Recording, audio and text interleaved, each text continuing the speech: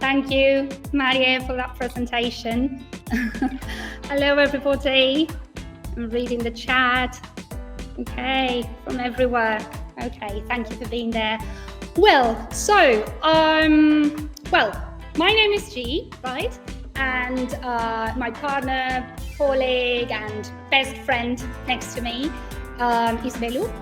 And before we start sharing what we have prepared for you, we would like to thank you all for being here. We know that many of you have already started working with students, and maybe if you haven't, you might have had a hectic week planning and organizing this year's schedule. So again, thank you. Thank you, because being here on a Friday afternoon says a lot about your commitment towards your profession.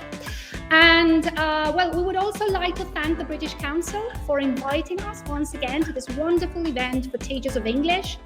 During the ELT Week, we always get lots of practical ideas ready to put into practice, and we also get plenty of food for thought, right, to reflect upon our teaching practice.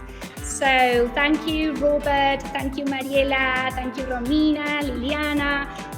It's always a pleasure to work with you.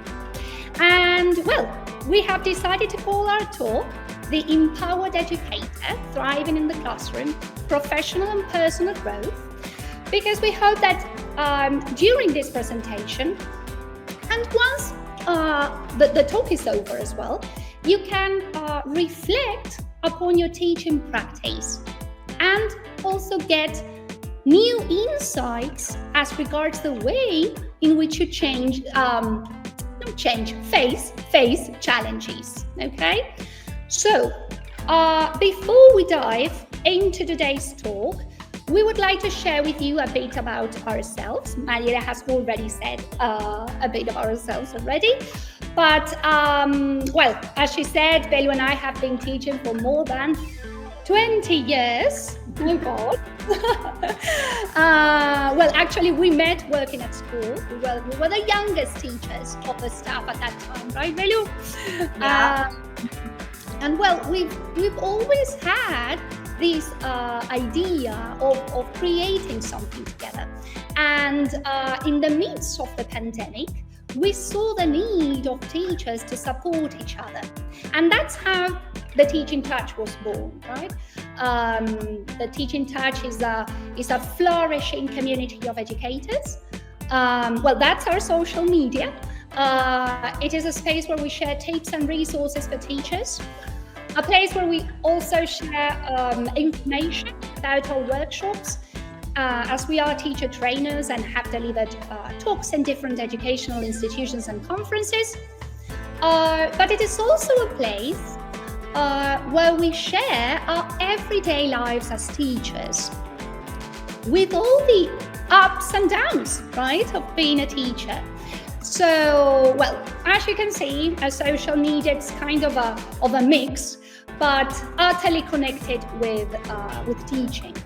And we don't know if you already know us, but if you don't, we invite you to explore our social media, and of course, you are welcome to be part of it.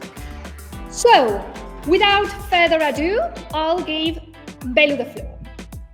Okay, thanks, G. Good afternoon, everyone. As G was saying, we are delighted to be here. The main purpose of our session is to empower educators through self-awareness and practical tools today. So when we were preparing this talk, we tried to think of a hands-on workshop. So we prepared 2 or 3 written tasks that you will be doing with us. So we would ask you to grab some paper or a notebook, a pen or a pencil, and to be ready to participate actively. Okay, so we're going to start by discussing what we understand by reflective practice. We will analyze the amount of time that we actually devote to it We know that sometimes it's quite difficult to assign quality time, but we believe that it's crucial and it is essential for our practice as well. Then we're going to dive into this idea of the power of the beliefs, and we will be talking about limiting beliefs and empowering beliefs. And we will be sharing with you some techniques and some tools that you may use in order to reframe beliefs and to turn those limiting beliefs into more empowering ones, right? Okay, and last but not least, we will be sharing with you the GROW model or the GROW method.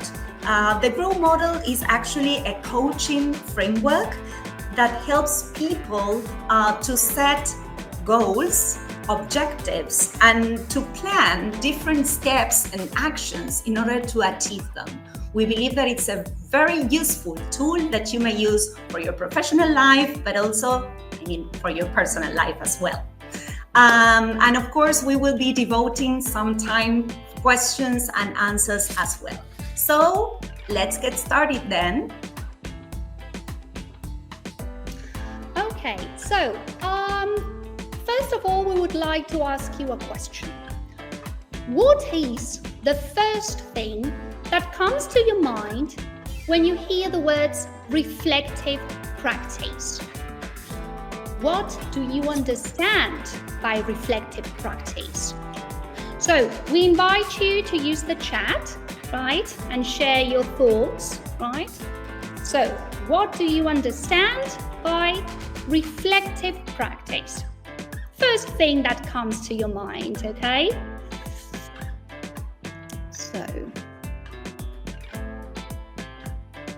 to create a thought-provoking exercise, okay, right, okay, to think deeply what to teach, all right, introspection, giving feedback, common sense practice, consider carefully what we teach, how we do it and why, okay, all right, to think why we're teaching,